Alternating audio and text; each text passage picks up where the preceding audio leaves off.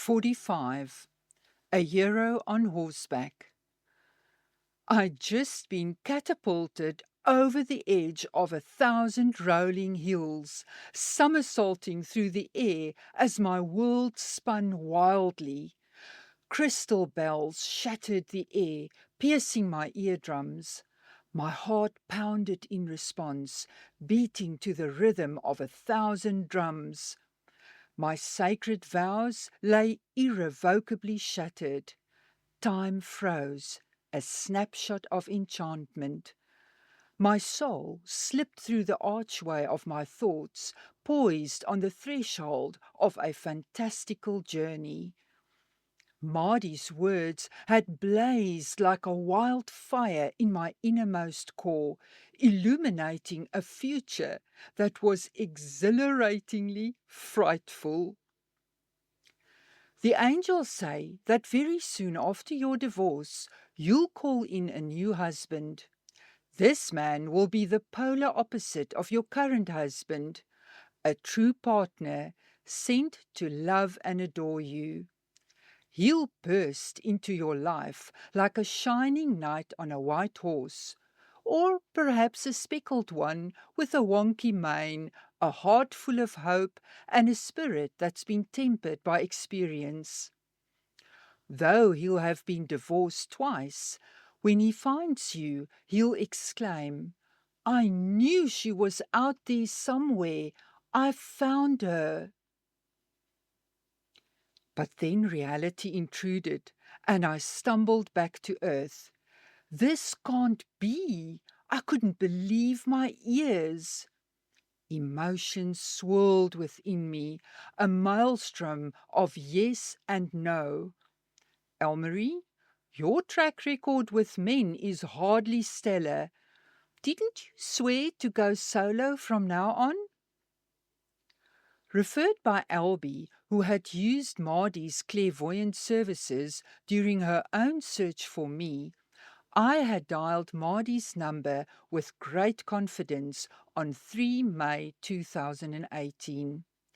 Her reputation had been confirmed by the accuracy of her previous readings, particularly when Albie and I eventually found each other. To ensure I didn't miss a single word, I pressed record on our call. But my intention was to seek guidance on all the divorce-related struggles I was facing, the uncertainty of my life going forward, the potential need to close my business and relocate from Oudtshoorn, the timeline for finalizing the divorce, my mom and dad's angelic perspective on selling the house, my relationships with Gurik and Esther Marie, my future income prospects, my spiritual growth, and whether sharing my channeling gift with others was part of my soul's mission. As a matter of fact, every topic under the sun, but most definitely not another man in my life. 2 failed marriages had left me feeling unqualified to attract the right partner. I was convinced that I couldn't be trusted again in any intimate relationship with a man. I had forced inner Alice down rabbit holes, envisioning a future filled with hard work, great career successes, and a tight-knit circle of friends. The script was written, the final page had been turned. But then Mardy's words dropped like a stone into the stillness of my soul. Inner Alice exclaimed, and the Cheshire Cat's mischievous grin seemed to echo in my mind. "Who in the world am I? Ah, that's the great puzzle." The timeless conundrum struck a chord, awakening a sense of curiosity. The Cheshire Cat's wise words whispered in my ear. Every adventure requires a first step. Mardy's guidance, empowered by the unseen realm, had been remarkably insightful, offering revelations and wisdom that resonated deeply. I had no doubt that the angels who spoke to her in her inner ear were guiding her words. And yet, the prospect of a new partner was both thrilling and terrifying, a tantalizing enigma that threatened to upend my carefully scripted future. When Marty paused, inviting questions or comments, I seized the opportunity to express my astonishment. "I'm in shock," I admitted, "about the revelation of a future husband. Honestly, I thought I was done with men."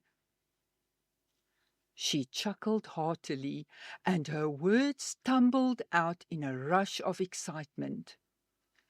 "I understand my vision now.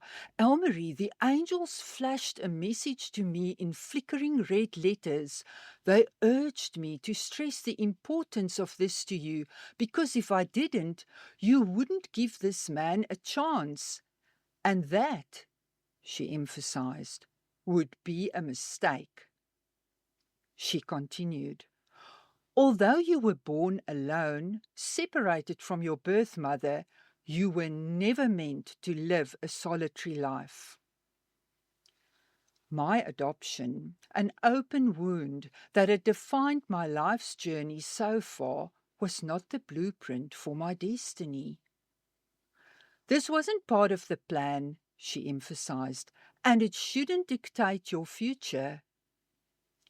Instead, the heavens fully supported the arrival of this new man in my life, and we were destined for extraordinary happiness together. I was gobsmacked. The wind had been knocked out of my sails. I was bowled over, at a loss for words, for once. Yet, the next day I woke up with conviction. I knew I had to make a choice. As I pondered my decision, inner Alice piped up. "Would you tell me, please, which way I ought to go from here?" The Cheshire Cat's enigmatic response whispered in my mind. "That depends a good deal on where you want to get to." In a moment of boldness, I decided to get cheeky with divinity. "Okay, so you want me to have another man in my life?" I exclaimed. "I'll say yes, not because I'm convinced, but because I don't want to be alone. And if there's someone out there who will teach me what real love is, I'd be foolish to decline. But this time, I've got a list."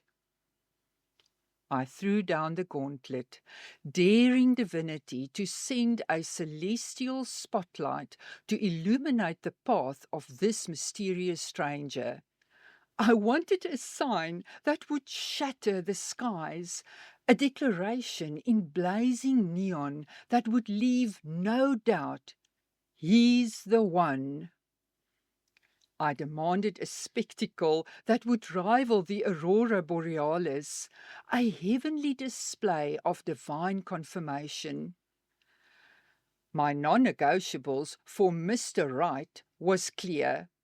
He had to be a triple threat: active, adventurous, and armed with a sense of humor. No couch potatoes or sourpusses allowed.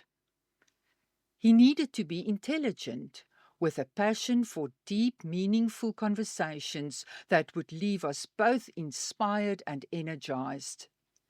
Success in all areas of life was a must, including financial stability. No victims of circumstance need apply. But the most important quality on my list? Unconditional love and acceptance for all my quirks, spiritual explorations, and unique relationship with divinity. I wanted someone who would love me for who I am without trying to change a single thing. I was exhausted from reciting that list to divinity and thought, is it even possible that a man like that could exist? Inner Alice shot back with a sprinkle of fairy dust and a pinch of sass. I'm busy baking a cake for the Mad Hatter's tea party. This list of yours is going to require some serious magic.